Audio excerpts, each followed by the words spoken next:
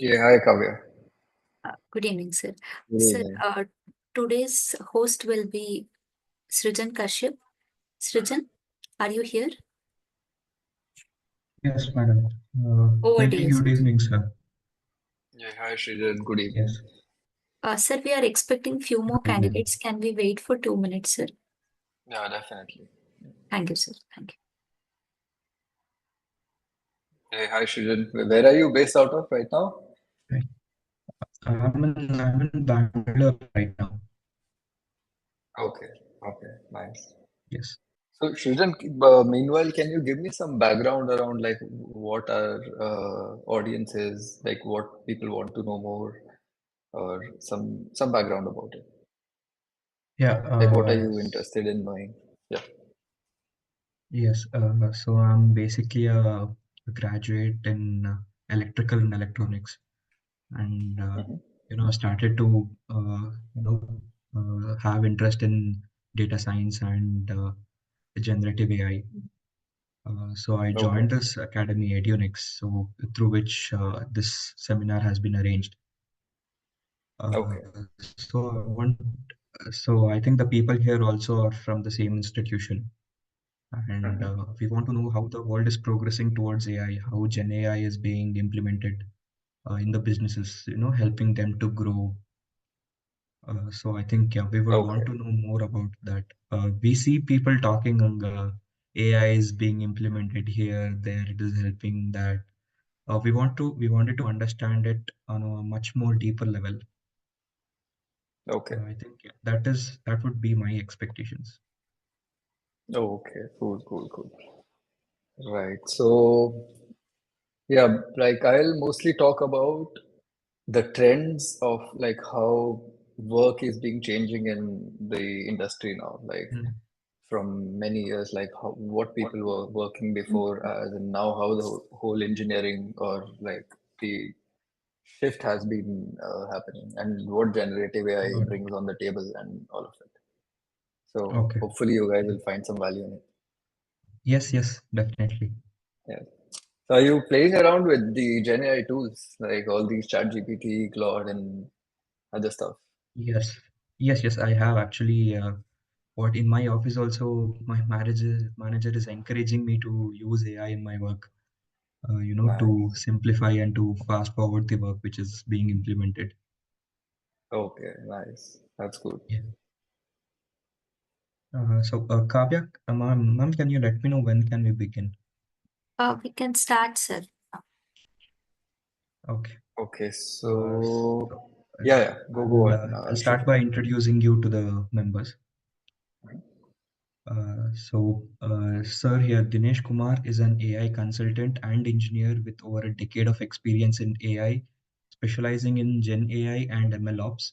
He is an IIT Delhi alumnus. He has worked extensively across education, e-commerce, healthcare, and fintech sectors, helping organizations transition from AI concepts to real-world implementations.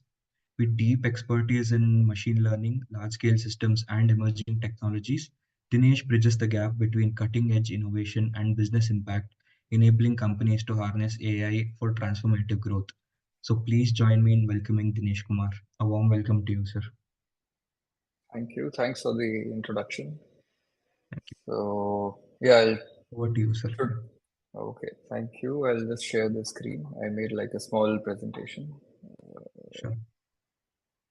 Perfect. So hi everyone. I can't see you in person, but still hi individually to everyone. So for today's like, can you hear me?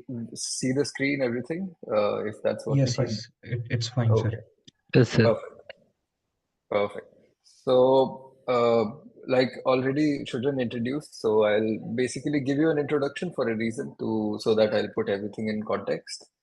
And then today, I think I'll focus more on how the whole data and AI landscape has been changing, like how jobs have been changing since past 11 years since I've started working. So that will also give you an idea where the whole industry is going, what kind of things that people are trying to do. And then I give you some product development tips, which I picked over years working in different industries with different people and on different kind of products. And then I'll talk about some core skills you need to have today to like excel in any of them. Then this is my favorite. Everyone asks whenever I give a presentation about what's my view on AI and all this generative AI, where the whole industry is moving or where the whole jobs are moving because of this whole new AI technology. And then we can maybe answer a question or something if we have some time left. So yeah, so like I graduated in 2014 from IIT Delhi, and since then I've been working very closely with like Indian startup ecosystem, and I've worked in various roles. I like data scientist, data platform engineer, machine learning engineer. Then I led the whole data department. Then I also co-founded a company which eventually failed for some reasons.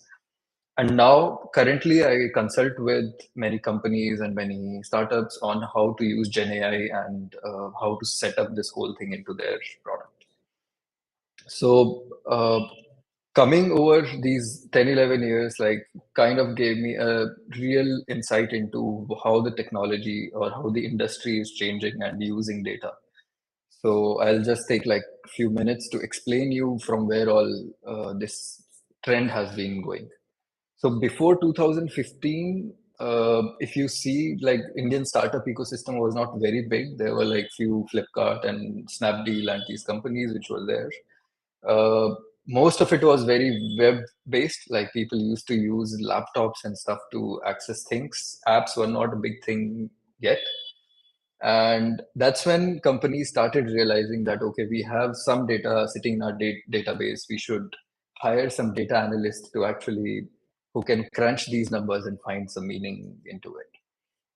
So they hired data analysts. And then fast forward 2015-16, that's when mobile became a thing. And like many apps started coming, all the businesses started making Android apps, iOS apps, and because of that, and also data got cheaper, and because of all of that, there was a big surge in the amount of data people were collecting. And then they were thinking that, okay, now we have a lot of data, maybe it's a time to get some data scientists on board who can actually do some predictive modeling or unsupervised modeling or do some kind of modeling which can extract some juice out of this data.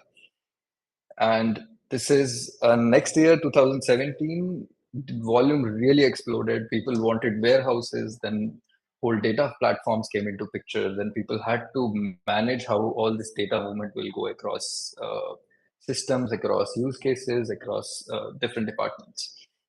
That's when a lot of data engineers started getting hired, and there was like huge boost in every company needing data engineers. 2018, uh, there were many big consumer facing companies. Like I worked in Swiggy for 3 years, and Swiggy had like scale of millions of customers back then. So it was very hard for them to manage things manually. They needed systemic and more machine learning based approach to figure their business out. So that's when many other companies who were in the same bucket, they all started to think, how can we take these machine learning models which we have developed into and start like shoving them into the product so that they can actually automate most of the things. That's when machine learning engineers and data platform engineers, this role became really important. And then next couple of years, everybody was using machine learning. They were but like building multiple solutions around their businesses, and then they wanted all of them to go into product, and that became a really complex engineering system. So that's when the data science platform engineers or data science engineers or like all these roles which now evolved into MLOps, machine learning operations, came into picture. So these guys basically would take all of this core engineering and convert that into a system. Then comes 2022, this chat GPT-3 came into picture and everybody started talking about AI, that, okay, AI is going to change things. it will do something, it will change the world and all of it. 23, AI was everywhere. Like everybody was talking about AI. It was in magazines. Narendra Modi is talking about AI. Everybody was saying that, okay, AI would do something, or we need to do it, or something will happen. So, and 24, now there's like bunch of companies who built both open source and closed source models, and then there are a lot of engineering literature being evolved all around it. Like RAGs have been kind of commoditized, memory comes into picture, how do we write evals, and all of this kind of becoming a little standard, still way like away from a mature technology, but still there are things coming up into picture very fast. So that's when AI engineers and AI product engineers like came into existence. So it seems like a big story, but it's just 10 years. Like in 10 years, it's came from writing simple queries on a database to like writing complex AI code. So all of that happened in 10 years. Like I kind of saw all of this evolution. So that puts in perspective like how the roles have been changing. So now, does that mean we just need AI engineers and we don't need analysts, data scientists, data engineers, data platform engineers, data science platform engineers, product managers, MLOps guys? So there are a bunch of roles which are, like comes under this whole AI data ecosystem. So do we think they will not exist in future? I like, in my personal opinion, they will all like they will exist in coming many years, because again, like innovation and industry adoption always have a lag. So it takes many years to like evolve from one system to the other system for industry. So they will keep on existing. And so yeah, everybody along with me, maybe just Shujan can answer like if this makes sense to you guys. Yes, yes, it does. Okay. So yeah, so this was mainly to give you an idea into it's not just about generative AI or just about AI engineer. There are a whole lot of different roles into this whole data ecosystem, and different companies need different things for different needs. Okay. So yeah, so now we go on to what are some tips on product development, which I would want to give, and it's being collected across use cases, across years, and across different industries. So the first one is always start with business objective. Like try to understand why is this project existing, what is the exact problem you guys are trying to solve, and also think also like get all the stakeholders into like on the same page. When you have enough clarity around it, then you basically go jump into, okay, now what technology to use, what models to build, what not, what everything. But always keep in mind the business objective you're trying to solve. That really helps a lot. And then it's always useful to define the success in the beginning of the project. Try to think about uh, what will make this project like a successful project. Like don't leave it vague, try to define or quantify it. Okay, this is success of this project. And it's always useful to have one metric that you chase for everything, like whichever project you're doing. Try to come up with one metric that can help you decide whether it's a success or it's a failure.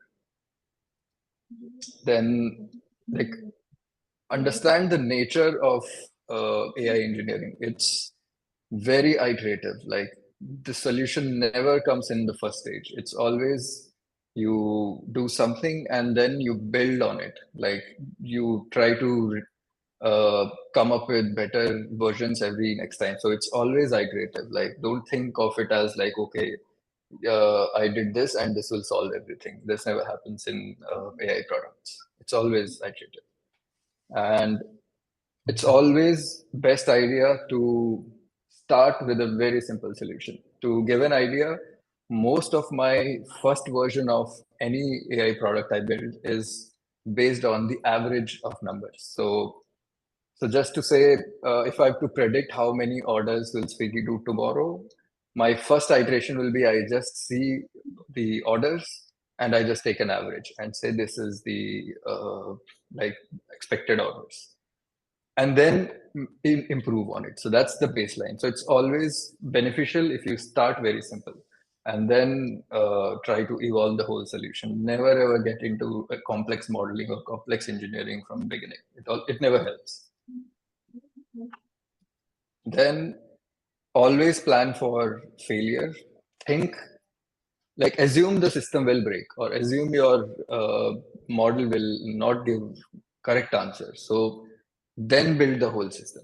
Uh, Logging, monitoring, and guardrails are, I guess, the most important aspect of the whole system. So always think about it when you start building anything. Then always partner with AI tools, all these chat GPTs, Claude, and many AI tools. They are really blessing. So definitely try to use it. Like, don't think that it's not something you should use. Go ahead and like use it as creatively as possible. So that's the philosophy around when you start to think how AI goes into your product. So I hope this will make sense. Yeah. Then, mhm. Just a second. Sorry to interrupt you. I think someone has a doubt. He has put it in the chat. Okay. Divakar is asking to give an Yeah. example of success failure metric. Okay. Right. So, for example, you are building a recommendation system for a company like Swiggy. Uh, so, what can be a possible success metric for it? Like one of the success metric is, has the number of orders increased because of your recommendation system? So this can be one success metric. Or are people discovering new restaurants because of your recommendation system? So that can be another one. So now which one to choose totally depends on the business need or what business wants. Or it can be combination of many of such objectives and then you bring one number. Does this make sense, Devakar?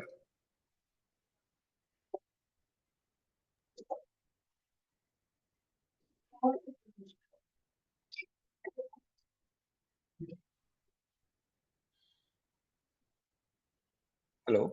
Yes. He has replied yes in the chat. Okay, perfect. So I'm on the slides. Should you need to tell me whenever somebody is asking? Sure. Sure. I will do it. Perfect. So yeah, moving on. What are the core skills that we need now? Again, like there are just three universal skills. They've always been useful and they will, I guess, for many years to come. Problem solving is the key. Like whenever you get a new problem statement or you start working on a new project, if you are better at problem solving, you will always excel. Second, programming and maths always helps. Then third is communication. If you can really communicate people about what you are doing, what you're trying to do, how the thing is going, it's really beneficial. So keep on improving these three skills. They'll always be helpful. And everything else is like things will change and it has always changed. So now comes to some AI wisdom, which I have gathered by working very closely to like all the new age companies. So starting with what like you guys would have known like what is a large language model. So is it really a big deal? Like everybody is really talking about like all the big like ministers are talking about these language models like Trump, Modi, everybody talks about it. So is it that big a deal that everyone is really talking about it? So answer is yes. Like I really feel it's a really big deal because in my experience, I've never seen anything this powerful, which is so good. So I'll give you an example why this is such a game changer. So one of the things which I've noticed in my career is before 2023, whenever I was working on a new project, I really had to do everything individually. So it's like, suppose I have a project where I need to take a tweet and say whether it's a positive intent tweet or a negative intent. So I'll train a classifier which will do this. And then now suppose I have another project where I need to categorize tweet into whether it's a sports related tweet or it's a politics or it's a like drama, what the tweet is. I'll again build a classifier that will classify it. So basically every new problem statement had to be tackled in a very different new way. You need to train models and then you need to productionize models. But now because of these LLMs, what has happened is many of them is kind of clubbed into one model, which you don't even have to train. You just have to tweak it, tune it, and prompt it in some way that works for your use case. So that's really game changer. Now it's you generally don't have to spend so much time on modeling. All you need to do is make this whole system work in a predictable good way. So that's the shift in the work that has I've seen. Now most of my projects are around how can I tweak or how can I systemize this chat GPT which already exists or some other model which already exists and make it work for the use case. So the thing has shifted from AI to engineering in many ways. And so this is a really big thing. I know, like from my experience, this is insane. Then second is this whole LLM thing is a very different kind of intelligence. It's not just rules, it's not just fixed logic, it's not even automation. It's a very general purpose, context aware, flexible kind of knowledge. So you can really build different applications with the same system with different configurations. So it's a very different thing which never existed before. Then third is which is a really important aspect to keep in your head that it's a probabilistic system. It's not predictable. It kind of has a mood in a joking sense. Uh, Output of the same input can be different. It's a very different thing from a normal programming where you have if else logic, things come and things go out. If your input is same, your output is always same. But here it's a different thing. Sometimes for the same input, output is different. It's a probabilistic intelligence. So, and it can vary depending on what's the context you're feeding, what's the history, what's the prompt, what's the randomness, and all of it. So it becomes really important to, it's a different kind of thinking. It's like you're giving input and then there is a logic box which gives output which is not same every time. So now you need to do different things to this whole system to make it predictable, because if it's not predictable, the downstream systems can really get impacted. So this is something we really need to think about while building anything with these LLMs. So because of these three primary reasons, and there are many other reasons which you can find elsewhere, but for me, one is you don't have to build intelligence, and second is you literally have an intelligent system with you can use it, and third, it's probabilistic, not predictable. So because of that, LLMs really is a big deal for us. So now how are jobs going to change in this whole AI era? Like many people are saying that the whole engineering will be replaced by AI, or like you don't need programmers, and like many of these things are really into things. So it's again from my experience, whoever is saying that AI will replace all engineers is a big myth, uh, because like it's really complex to. I'll maybe tell more in next slides, but thing is, if you are in data ecosystem, the opportunities will only grow because you've seen, because of the probabilistic nature of these LLMs, you need some sort of engineering to make it work. Otherwise, it will never work. So again, like there'll be huge opportunities for people who know these skills. Then things will change. How you engineer your code will change. How you deliver your things will change. The nature of your engineering role will change. I'll give you an example. Like one of the clients with whom I was working, so for them, I built one LLM agent. And after this agent, what they wanted is they wanted to verify what are the outputs, and they want it to be verified by their like expert people. So I had to build a UI where people can see those outputs and they can mark the things. Before 2023, I would have said, okay, I don't know front-end engineering. Maybe you hire one front-end engineer, let him do everything, and I'll give you my set of code. But now, because of these tools, I literally like built the whole front end and everything in like 20 minutes, and that really works. So now you really have to think about the more possibility of things you can actually do now because of these changes in AI. So that kind of will make the whole sort of uh, like your delivery speed very fast in many ways. So you don't have to depend on other people to get the project done. So that will for sure change. The definition of data scientist, definition of data analyst, data engineer, product manager, everything will change because now things kind of will become more atomic unit. And then I always say programming is still here to stay. It's always a good idea to become a good programmer because I've been using Cursor forever now, like since the time they are into there. I still say it's a very good tool. It gets you things done. But in real, when you work with real code base and with companies which have been existing for some time, the overall system gets really complex and it's just not possible with what we have today. And the kind of algorithms these chat GPT and these are trained on, this cannot like kind of structureize this whole thing.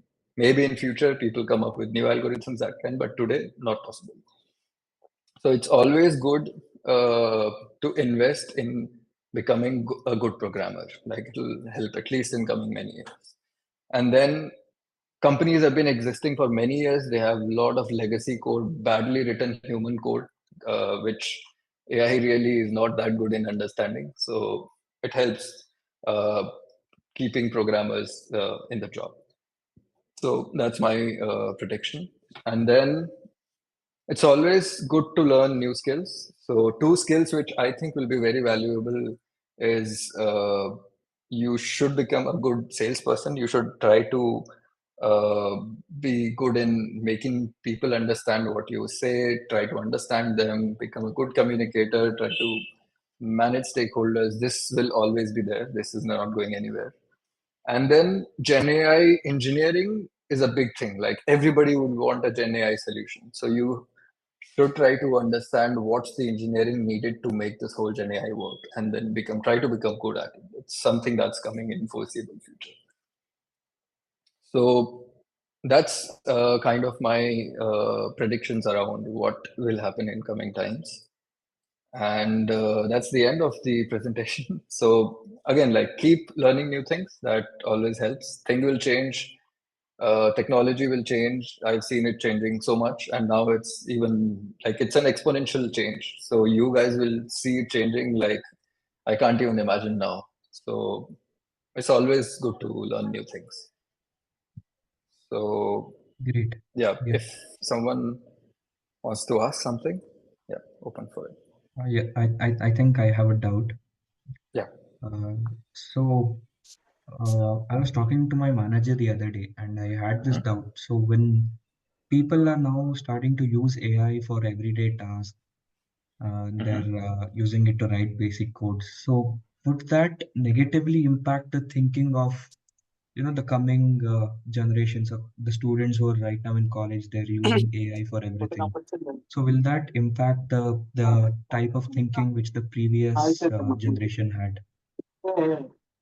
Uh, And is it a good thing yeah. or it might be a downside of using AI?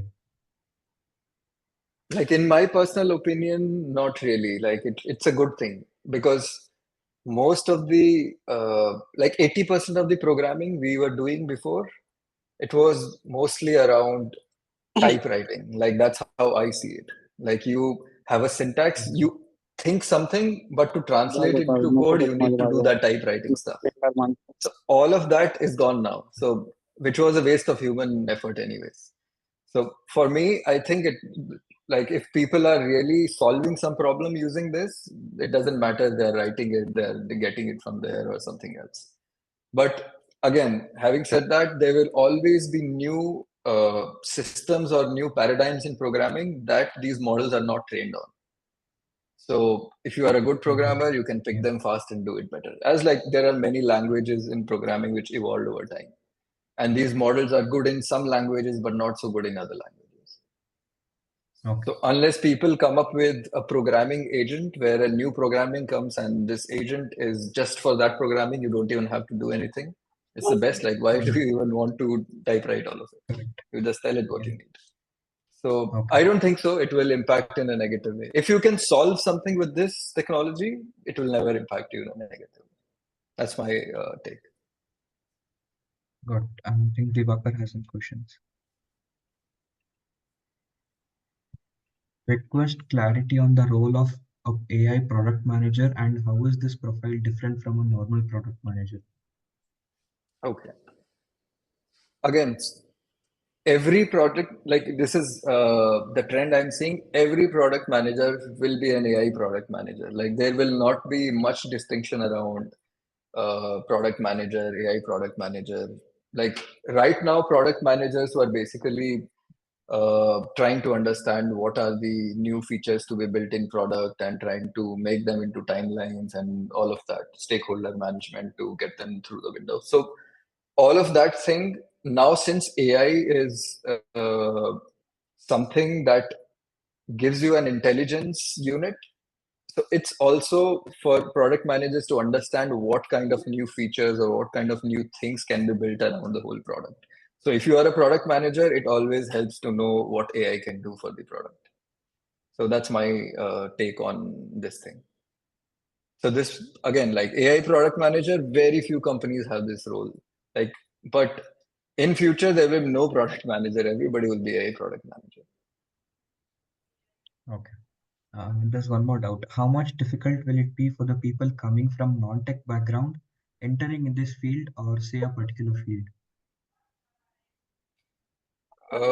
It will be easier than before, that's for sure, because uh, like 80% of the programming which we do in these kind of things are quite generic. So you don't have to really know 100%. But like if you really want to get into this field, I would recommend becoming a good programmer anyways, even if this technology matures. It never hurts. But it becomes easier compared to how difficult was it. Like back in 2015, when I tried to get into it, I really had to learn so many things from scratch. But now many of it can be just learned very fast with these things, and also these things can be used to build things faster. So I think it will get more easier to get into it. So maybe pick one specific role and then go about like exploring more roles on it. Thank you. Any more doubts, guys? Uh, you can put in the chat or ask directly.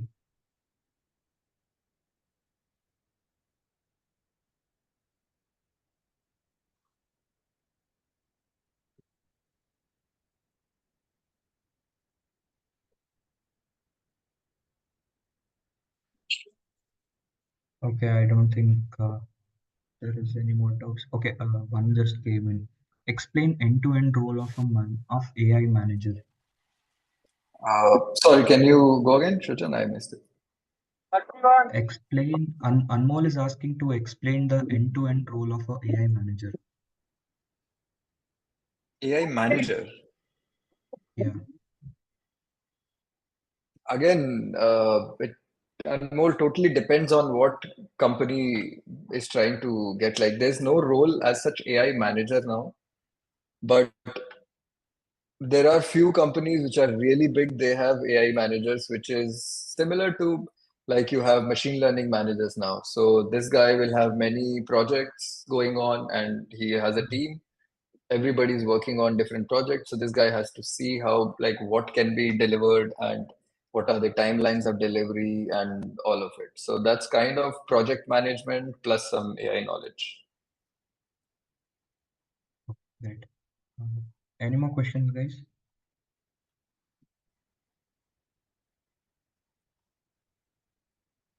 Okay, I don't think there's any more questions. One just came in.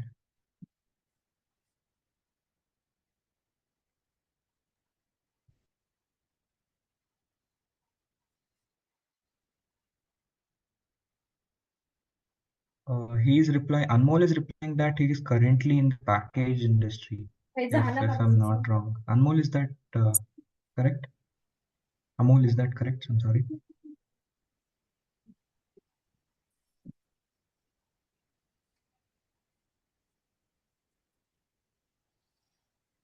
Okay.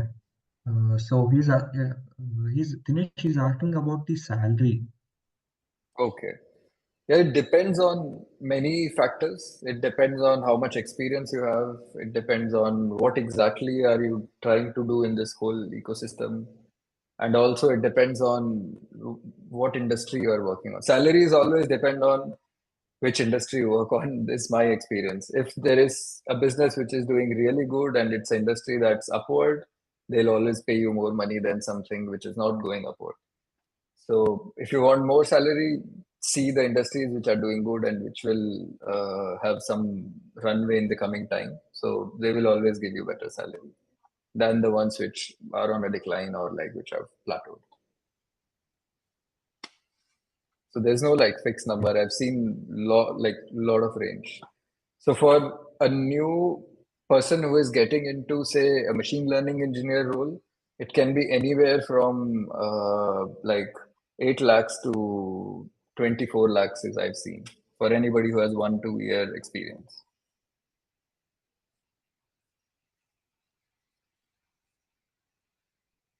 Great. Okay. Dhananjay is also asking another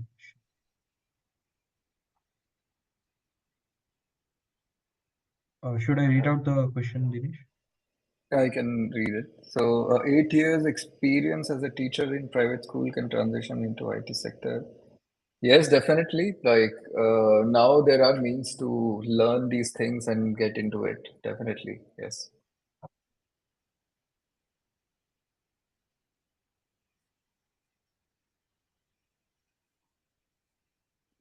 Shitija has a question on different roles. Yeah, go for it. Can you hear me? Yeah, yeah. Yeah, hi.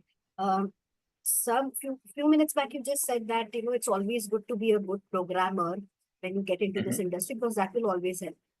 So that is Right. exactly matching with what I feel, but I'm confused. I was a programmer long time back, but now I'm not into project management for the past 11 years. So Hmm. want to know which program are you saying we have to be good Python programmers or what is it exactly you need when you say good programmer? Like Python really, really helps. Like most of your things can be done with Python. So, like for example, I do 99% of my work in Python. So if you know it, and all these language models also work very good with Python. So that can very well be the language. So in continuation with that, so that's fine. I mean, you need to be a good programmer, point taken. And this course, what we are talking, whatever this course we are taking up right now. So I see that Mhm. there are multiple options open. You can be a data engineer, you can be a data science. But how do I know I want to become a AI product manager. So how do I get into that? I'm confused, in fact. I don't know what I need to do. Again, like AI product manager is a role which is yet evolving. Like it's not something you see everywhere that okay, every company is hiring. Yes, Like I agree. data I agree. engineer is a very standard role. So when companies say they are hiring data engineers, I many of the agree. companies are hiring them across the board. AI product managers, maybe very big companies who have many product managers and many different verticals, they will have somebody with a specific AI product manager. But as I said, I see every product manager will be an AI product manager. There's no other way. So you mean a product manager, it's good to know data. Because see, I'm confused because should I get into typical pure programming? My idea is, rather than learning chat GPT, I need to get inside it and see what I can do to manipulate the chat GPT. So I'm more into that Definitely. front. Yeah. But then what I Right, need right, to do, right. I'm not sure because everybody's putting up the course on data science, data, everybody's saying AI, but everybody gives a, typical format. So I don't know which field to choose and how do I get into this because this will stay. Whatever chat GPT I do, if I know how to actually manipulate that, this is going to stay. So Right. So there are two, three directions from here I think you can choose. So one direction is go on the engineering side of this Gen AI. Like I'm not talking about making changes in the models and then making model better. That's one side which I think you're not interested in. Second is you use ChatGPT but make engineering system around it and then make it a new use case. So that's something a product manager can get into. Like for example, you want a career counseling chatbot that can be built using ChatGPT and a lot of context around it. So building all of it can be one direction. Like you start becoming like you start making that system. Second can be you can be on the user side of ChatGPT, like you become a product manager and you start using ChatGPT to do your things. I'm sure now as a project manager also you would be using ChatGPT to do your stuff. So that's another direction to go. So it totally depends on which direction you want to take. So for that, whatever basics we do, we have to do it. Whether you want to get Right, into, right, you have to right. learn machine learning, you need to know LLM. You don't Probably. have to really know machine learning. You really don't have to get into details. Like know basics how LLMs work, but spend more time on like what kind of prompts will give what kind of outputs, what outputs are expected, then what are these new RAG systems, how can you change context, what is this memory. So there's a whole lot of engineering around this system to for this whole setup to work. So get Yes. more insights into all of these systems and then try to like do a project which sort of uses this. Again, always have a output in your head that okay, this is what you need to solve, because all of this you can go into infinite detail and get lost. Yeah. But have one project and then learn what is needed around it. That's the best. That's how I do it. Okay. Helps. Thanks a lot. Okay. Any more question, guys?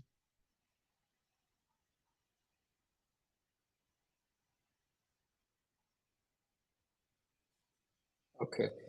So again, like I know many people are confused right now. How is this AI thing going? How my jobs are changing? Again, this is still in Yes. the very early days. Not nobody knows, in fact, that what will happen to like different roles. But I would say if you know, if you are using them, if you are always learning about how these systems are built, any of it, you can always find a role. There will be many opportunities around it. So always like keep learning what's happening around it. How can you use it? How like play around with prompt. It's a game changer. Like I've spent nights on it. So that really is helpful. Is that Yeah. called prompt engineering, what you were explaining? Or that's different? That's the prompt engineering is just around playing with prompts, but prompting is just one way to make your out like LLM give an output. Hmm. There are like other systems also around it, like what's the context you feed into the prompt, what's the history to select which you give your prompt, or how do you select your context where RAG comes into picture. So there is like other many systems around this LLMs. Prompting is just one way to deal with the LLMs. So you're still creating that curiosity, and now I'm thinking what it takes to go there. Yeah, you have to be curious. That's the only way. Because this thing is changing very fast. Even like Yeah. for me, who has been into this field, I'm surprised how things change. Thank you. Yeah,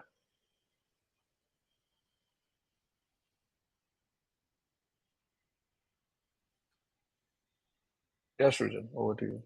Yes, sir. I think there's no questions, I guess, from the audience. Yeah.